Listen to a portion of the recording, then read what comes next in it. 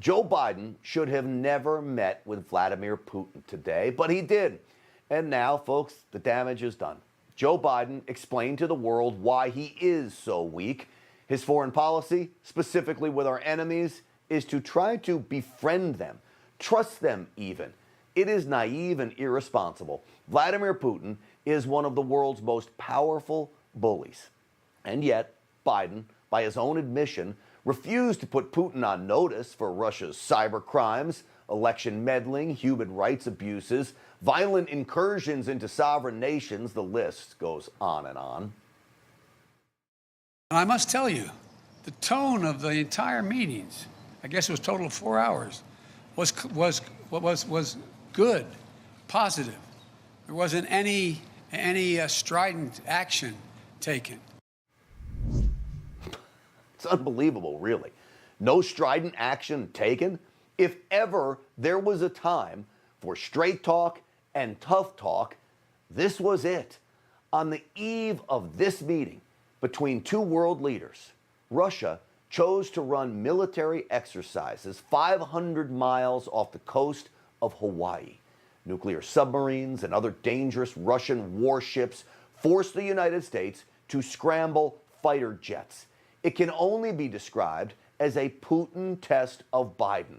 Biden failed. He appears not to have made one mention of the provocative war games taking place way too close to home. Instead of offering up the threat of harsh economic sanctions, or even the possibility of moving our own powerful U.S. warships closer to Russia, Joe Biden tried to convince Putin his respect among world leaders is diminishing with each act of Russia's aggression. As if Vladimir Putin cares what the rest of the world really thinks about him. He doesn't. Even the leftist reporters following Biden understand hurting Putin's feelings is not a legitimate counterattack. The media's skepticism didn't play well with Joe Biden. Why are you so confident he'll change his behavior, Mr. President? Yeah, I'm not confident in changing behavior. What the hell? What do you do over there? So when did I say I was confident? You said in the next 6 months you'll be able to determine. What I said was, let's get it straight. I said what will change their behavior is if the rest of the world reacts to them and it diminishes their standing in the world. I'm not confident of anything. I'm just stating the fact. That's his frustration from a bad meeting, a bad news conference, a bad presidency. Not confident in anything? Just what you want to hear from an American president, right? Way to go, Joe Biden. If only some of that anger was shown to Vladimir Putin, a man who sees himself as the world's strongest leader. He doesn't care what his standing is with the leaders of those G7 countries. He looks at them like I do. What did we call them the other day? A ministry of pansies. So while Joe Biden talked incessantly about Putin's feelings, the Russian president offered up this assessment. And remember, it was Russian cyber hackers that virtually took out our energy infrastructure on the east coast of America. The U.S. sources claim that the majority of cyber attacks are made from the U.S. territory. You see what he said? He just blamed the United States. He took no responsibility for the cyber hacks that he most certainly controls. Deny, deny, deny. It is the Putin way.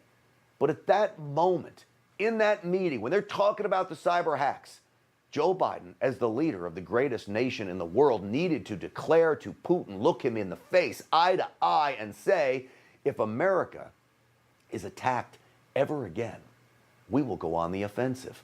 Cyber attacks on American businesses and critical installations will not be tolerated, and U.S. retaliation for any violation will be swift and devastating to your nation and your critical infrastructure, Mr. President Putin.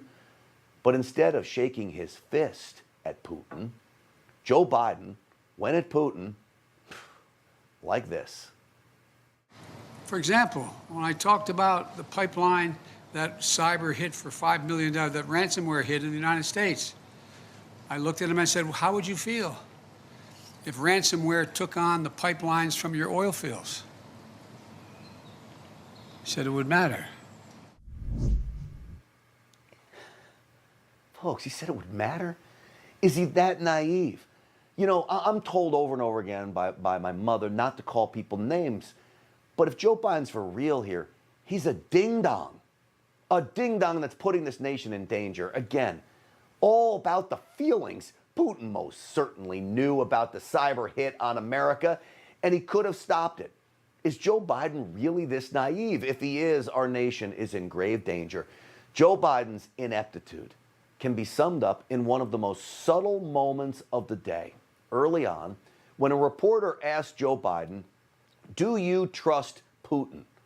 Well, PBS anchor Yamiche Alcindor, known for being very Biden-friendly, witnessed the event and tweeted, President Biden looked directly at the reporter and nodded affirmatively. I'm here to tell you, Mr. President Biden, Vladimir Putin cannot be trusted, and you, sir, should know better. Hey, I'm Rob Finnerty. Thanks for watching. If you enjoyed this video, please join the conversation in the comments below. Don't forget to subscribe, too. Hit the bell icon to be alerted to breaking news. And remember, there's a whole lot more on Newsmax TV, America's fastest growing cable news network. Newsmax TV, where real news for real people.